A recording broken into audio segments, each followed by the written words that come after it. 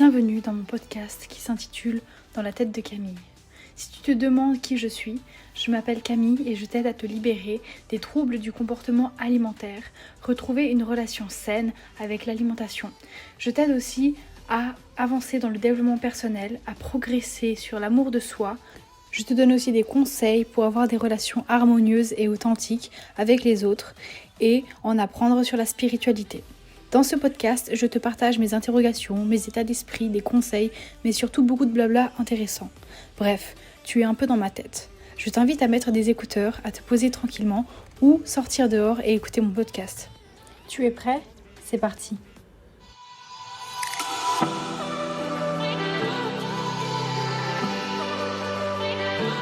Salut, j'espère que tu vas bien. Aujourd'hui, je te retrouve dans un nouveau podcast où je vais te parler de loi d'attraction. Je vais t'expliquer ce que c'est, comment concrètement appliquer cette loi d'attraction, donc ce qu'il faut faire, les problèmes que tu peux peut-être rencontrer en faisant ça et pourquoi ça ne marcherait pas, donc comment régler ces problèmes. Et puis, je vais te donner quelques ressources, quelques outils pour pouvoir pratiquer correctement cette loi d'attraction. Alors, je te promets que ça marche. Voilà, c'est une loi qui est prouvée par la science, par la physique, c'est une loi physique de la loi d'attraction. Je sais pas si on a déjà entendu parler, en tout cas tu en as peut-être entendu parler en cours de physique, ou alors en général, comme quoi un corps s'attire, enfin deux corps s'attirent, des choses comme ça. Mais moi je vais te parler de loi d'attraction dans la vie de tous les jours, envers ce que tu as dans ta vie, quand tu attires des gens, quand tu attires des situations, quand tu attires des choses à toi, c'est aussi la loi d'attraction. Alors, peut-être que tu as l'impression d'attirer tout le temps les mêmes personnes, des personnes peut-être toxiques, enfin des comportements toxiques, les mêmes situations, d'avoir la même vie, si tu essayes de la changer mais que ça marche pas, que tu essayes de changer ta vie mais que ça marche pas. Peut-être que tu as aussi l'impression que tu as toujours le même mental, même si tu changes tes actes et tout. Alors déjà, si on ne fait pas de travail sur soi, on vivra les mêmes émotions, les mêmes choses et tout. Ça, c'est si on change pas, on attirera la même chose. Ça, c'est la loi d'attraction. Deux corps s'attirent à moins que tu changes quelque chose, tu vois. Donc si tu changes pas, tu attireras à toi les mêmes choses. Si tu veux aussi ce que les gens n'ont pas, fais ce que les gens ne font pas. Si tu veux attirer des choses différentes que ce que tout le monde a, il faut faire des choses qui sont différentes que ce que tout le monde fait. Ça aussi c'est la loi d'attraction, tu vois. Donc si tu ne fais pas de travail sur toi, tu vivras les mêmes émotions. Si tu veux ce que les gens n'ont pas, fais ce que les gens ne font pas. Et puis aussi dans la vie, plus on a envie de travailler sur quelque chose, plus c'est ce que la vie va nous amener, plus c'est ce que la vie va nous mettre sur notre chemin, va nous apporter pour qu'on puisse travailler là-dessus. Si tu as envie de travailler sur ta confiance en toi et que c'est vraiment quelque chose que tu veux travailler, la vie, l'univers, ou je ne sais pas, Dieu, ton ange gardien, je ne sais, ta bonne étoile, elle va mettre ça sur ton chemin en fait. Plus tu as envie de travailler sur ta confiance en toi ou sur quelque chose de ta vie, plus c'est ce qui va arriver sur ton chemin en fait. Et puis déjà sache que tout arrive au moment opportun. Tout arrive pour le mieux et si tu attires des situations difficiles, si tu attires des choses difficiles, c'est pour le mieux en fait. Ça arrive pour quelque chose, pour grandir, pour évoluer, pour une bonne raison. C'est peut-être une nouvelle leçon de vie. Et tu peux regarder sur tout ce que tu as vécu dans ta vie, tout ce que tu as vécu de difficile, de peut-être triste, de compliqué. Je suis sûre que ça t'a apporté quelque chose de mieux, de positif, ça t'a permis d'évoluer, d'avoir de nouvelles connaissances, d'avoir de nouveaux acquis. Et moi, c'est le cas pour moi. Tout ce que j'ai vécu de difficile dans ma vie, ça m'a apporté quelque chose. Par exemple, mon TCA, ça m'a permis de m'ouvrir réellement au développement personnel, à la confiance en soi, à l'amour de soi et aussi à plein de conseils, enfin à plein de... aux troubles alimentaires, à plus approfondir la chose, de comprendre d'où ça venait, tout ça. Enfin, je me suis vraiment ouvert à un monde grâce à ça, je pense. J'ai été plus sensible à ça grâce à mon TCA. Et heureusement, je suis contente que voilà, ça s'est arrivé aussi. C'est pour le mieux. Et puis, je pense que à un moment de ma vie, j'avais besoin de mon TCA pour pouvoir avancer, pour pouvoir sonner, c'était peut-être la sonnette d'alarme ou quelque chose comme ça, mais j'en ai eu besoin de ce TCA, et j'en ai toujours, je pense, besoin, c'est quelque chose qui me permet de grandir, d'évoluer et de me donner des leçons. Il y a quelque chose d'encore mieux, je pense, après cette épreuve. Je sais que c'est pas facile, mais ça vaut la peine en tout cas. voilà, c'est difficile, les épreuves difficiles de la vie, c'est pas facile à surmonter, à passer au-dessus, mais ça vaut la peine. Enfin, c'est pour le mieux. Certes, la vie est dure, mais elle vaut la peine d'être vécue. Je te promets. J'ai pas vécu 80 ans, j'ai pas vécu beaucoup d'années, enfin, j'ai 16 ans, mais la vie est compliquée, la vie est dure, mais je te jure qu'il y a plein de choses bien dans ta vie, il y a plein de choses qui vont être bien, il y a plein de choses qui vont arriver et elle vaut la peine d'être vécue, excuse-moi. Donc rien n'arrive par hasard, tout est là pour quelque chose, tout arrive pour quelque chose. En tout cas, c'est comme ça que je vois les choses. Je vais te parler un peu plus tard de la loi d'attraction, mais je voulais déjà faire un peu une intro sur tout ça. Alors déjà, je veux aussi te dire qu'il ne faut pas avoir peur de l'avenir, il faut avoir confiance en la vie. Alors je sais que ça c'est que de la théorie et que dire oui j'ai pas peur de l'avenir, ok, certes, mais je te dis que si tout arrive pour le mieux, c'est aussi dans ton avenir. C'est-à-dire que peut-être que dans une semaine, dans un an, dans un mois, il y aura quelque chose de compliqué qui va t'arriver, ou peut-être que tu es en train de vivre quelque chose de compliqué puis que tu as peur de comment ça va s'aggraver peut-être. Ça sera en tout cas un jour pour le mieux. En fait, tout ce que tu vis de compliqué, ça sera pour donner une leçon. Et confiance en la vie, en tes ressources, en tes capacités. Il y a toujours un moyen de rebondir. Ça, je suis sûre que c'est confirmé. Enfin, je veux dire, toutes les épreuves que tu as sur ta route, c'est pour le mieux, c'est pour t'apporter quelque chose et tu as les compétences en fait pour rebondir. Si tu as confiance en toi aussi, tu peux gérer quasi toutes les situations. Regarde déjà tout ce que tu as vécu, tu as les ressources et le courage pour ce que tu as vécu. Si tu as confiance en toi, tu vas trouver ce qu'il faut pour surmonter des épreuves. Tout est impermanent aussi, tout change, rien ne stagne. Il y a aussi la loi de l'impermanence, rien n'est permanent en fait. Et tout bouge en fait, tout évolue. Donc si tout évolue, il n'y a rien qui est fixe en fait. Il n'y a rien qui est fixe. La vie, elle t'amène beaucoup de choses et tu as beaucoup de choses en toi aussi. Donc lâche prise par rapport aux difficultés de la vie. Si tu as aussi confiance en la vie, sache que tout est parfait. Tout est là pour t'apprendre, te faire évoluer, pour grandir. Tout apporte le meilleur. Une porte se ferme quelque part, mais une autre s'ouvre ailleurs. Oui, c'est difficile, mais c'est pour le meilleur. Trouve la leçon que tu peux en tirer. C'est pour ton bien. Tu peux traverser cette épreuve. Tu en as besoin pour la suite, je suis sûre. Sois ouvert au cadeau de la vie. C'est ce dont tu as besoin pour ta vie. Tout est parfait et si c'est dur maintenant, c'est pour ton bien et un jour ça sera mieux. Ne prends pas tout contre toi. Prends ça pour toi et ton évolution. Vis tes émotions, il faut les accepter en fait. Comment te dire que vivre ses émotions, c'est pas les refouler. Enfin non, gérer ses émotions, c'est pas les refouler, c'est les vivre pleinement. Une émotion, si tu la vis réellement, ça dure entre 10 et 15 minutes. Mais si tu les refoules, elles ressortent x 10 après, et x 1000 même. Elles se stockent dans l'estomac et après elles ressortent. Et c'est là le plus dur en fait, c'est là que tu en prends plein la gueule comme on pourrait dire. Donc vis tes émotions, accepte-les, mais concentre-toi sur ce que tu es en train de vivre et sur ce qui est prévu pour toi. Ne refuse pas ce que tu es en train de vivre, ne sois pas dans un déni de la confiance aussi. Et puis je vais aussi te parler maintenant un peu plus de la loi d'attraction. La magie de l'univers en fait, c'est la magie de l'univers qui te donne ce que tu demandes. Ou alors il y a une deuxième vision, c'est de placer son attention et ton intention sur quelque chose. Ça l'attire à toi car ton comportement il change.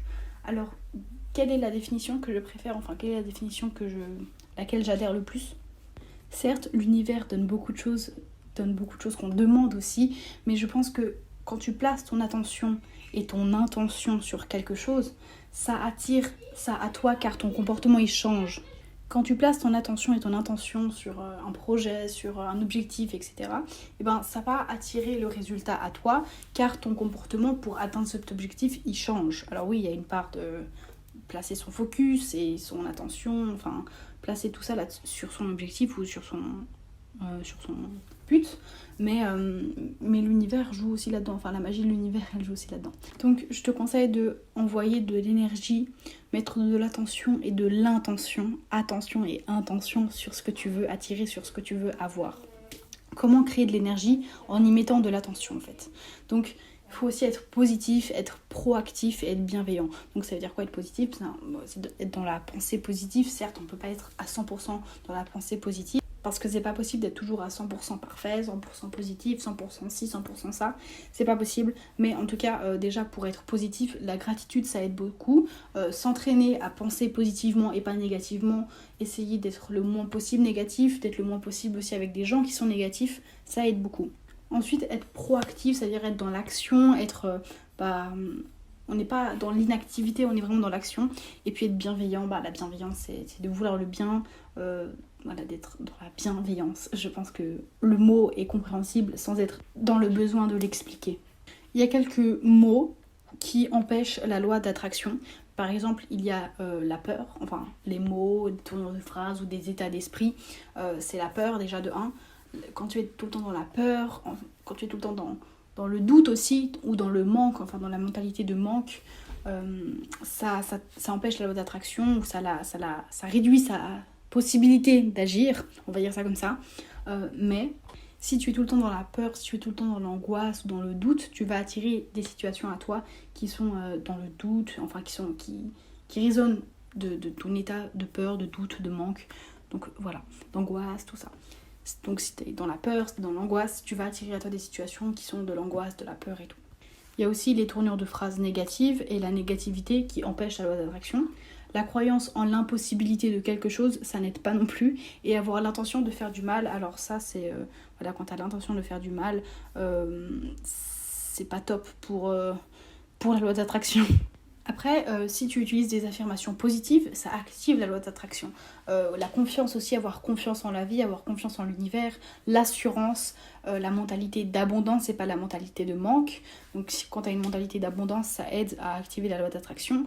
Quand tu as aussi la conviction que tout est possible, car ça l'est, tout est possible réellement. Tes rêves sont possibles. Qu'importe ton rêve, c'est possible.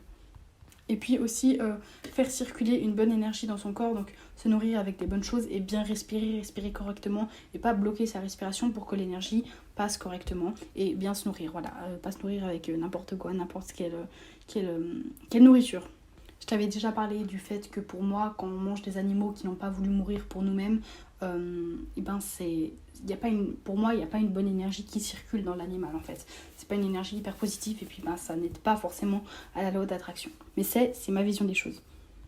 Au niveau de moi, je pense qu'à un certain moment, la loi d'attraction, je l'utilisais, j'avais de la mauvaise manière cette loi d'attraction. C'est-à-dire que j'étais en permanence dans des situations angoissantes, dans la peur, dans le doute, dans le manque, parce que j'avais cette mentalité, parce que j'avais cet état d'esprit qui attirait à moi des situations qui étaient du manque, de la peur, de l'angoisse et tout.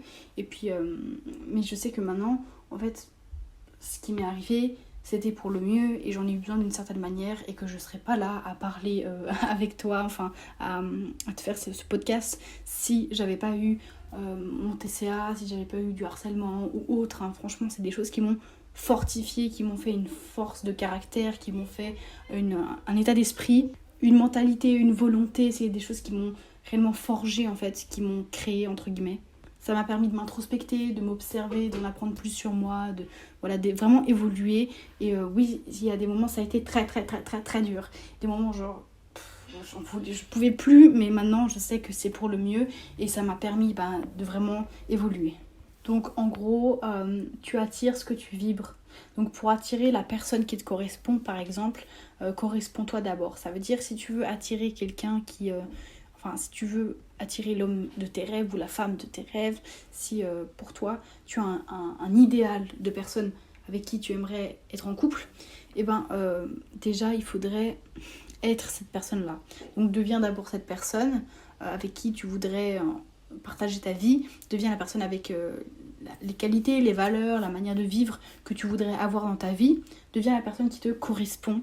Tu le sais, maintenant, tu attires ce que tu vibres. Donc pour attirer la bonne personne qui te correspond, correspond-toi d'abord. Donc il faut d'abord savoir quelle est la personne qui te correspond, ses valeurs, ses qualités, sa manière de vivre et à quoi ressemble cette personne au niveau personnel. Et puis ensuite, tu vas l'attirer en fait. Si tu es cette personne-là, tu vas attirer à toi des personnes comme ça. Il y a très longtemps, j'ai attiré des personnes qui étaient... En fait, c'était moi de l'intérieur. C'était une personne qui savait pas trop ce qu'elle voulait, qui avait un manque de confiance en soi ou qui était un peu dans le vague en fait, qui était pas trop... qui étaient un peu perdues comme j'étais, entre guillemets. Et j'ai très longtemps attiré ce genre de personnes si c'était pas des personnes que je devais côtoyer absolument parce qu'elles étaient à l'école avec moi ou des choses comme ça. J'ai attiré des personnes qui en fait étaient le résultat de moi-même, enfin voilà, je vibrais certaines choses et du coup j'attirais ça. Et puis ensuite maintenant j'ai beaucoup plus confiance en moi. Certes j'ai pas 100% confiance en moi, mais pour moi la confiance en soi c'est de savoir qu'on va pouvoir s'adapter à n'importe quelle situation. Et moi il y a certaines situations où je ne m'adapte encore pas bien, où j'arrive pas, où je perds mes moyens, mais c'est un chemin, la confiance en soi c'est un chemin, et puis voilà. Mais maintenant, j'ai aussi choisi d'être responsable, de ne plus prendre les choses contre moi, mais pour moi, pour mon mieux, pour me faire évoluer. Je laisse les choses arriver et je les regarde différemment. Je suis responsable, donc j'assume les conséquences de mes actes et je me demande ce que je dois faire de ce problème-là. C'est-à-dire, un jour, je reçois un paquet. On va dire que mon problème, c'est un paquet que je reçois. Je me dis, ok, maintenant, qu'est-ce que je fais avec ce paquet ? Je le laisse pas devant ma porte, je le laisse pas dans un coin. J'en fais quelque chose, en fait, de mon problème. Et puis, voilà, pour moi, être responsable, c'est accepter l'idée que l'on crée toujours notre vie. Nos pensées sont le résultat de ce qu'on fait, nos actions, nos réactions, tout ça. Donc, ce qui m'est arrivé, mais pas tout, j'en suis responsable. Donc, par exemple, le TCA... Avoir un TCA, un trouble du comportement alimentaire, et en être 100% responsable, c'est très dur en fait à dire ouais, t'es totalement responsable de ta maladie, surtout quand c'est quelque chose de mental et qui n'est pas volontaire en fait. Donc la majorité des choses que j'ai dans ma vie, j'en suis responsable. Certaines personnes que j'ai attirées, qui étaient par exemple peut-être toxiques ou qui étaient par exemple, je sais pas, malveillantes, bah c'est une conséquence, enfin je suis responsable d'avoir attiré ces personnes-là. Donc je prends les choses maintenant dans le bon sens, entre guillemets, enfin j'essaye et je me dis pas « Oh, pourquoi toujours moi ? Pourquoi c'est toujours moi qui attire ça ? Enfin, pourquoi c'est toujours à moi que ça arrive ?» Et je choisis d'être responsable parce que c'est nécessaire à la personne que je suis aujourd'hui. J'ai pas toujours eu confiance en moi, hein. Il y a des moments où j'avais pas du tout confiance en moi. Et puis bah, maintenant ça va mieux, en tout cas. Et puis ouais, heureusement... Après, pour aussi attirer la loi d'attraction, qu'est-ce que je raconte ? Pour mettre en place la loi d'attraction, il faut d'abord aussi être la personne qu'on voudrait être. Je t'explique tout ça. Il faut d'abord être la personne pour pouvoir faire ce que la personne aurait fait et avoir les résultats que la personne aurait eu. Donc, je peux donner un exemple. Il faut d'abord être un bon investisseur pour pouvoir faire des bons investissements et avoir de l'argent.